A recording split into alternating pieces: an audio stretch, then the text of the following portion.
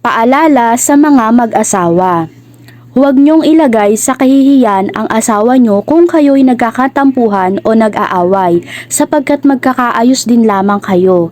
Ngunit paano mo babawiin ang mga masasakit na salita at kahihiyan na ibinato mo na sa kanya? Magiging kahiyahiya na lamang kayo sa mata ng mga tao.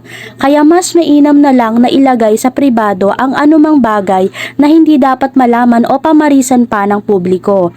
Huwag ibabahagi sa social media ang away mag-asawa sapagkat kayo mismo ang maglalagay ng kahihiyan sa relasyon nyo.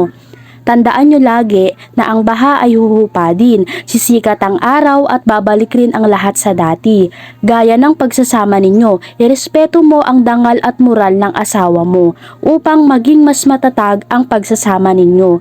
Walang perpektong mag-asawa o pamilya. Ngunit ang pamilyang nananatiling buo at nagtatagumpay sa problema ay maituturing na kahanga-hanga.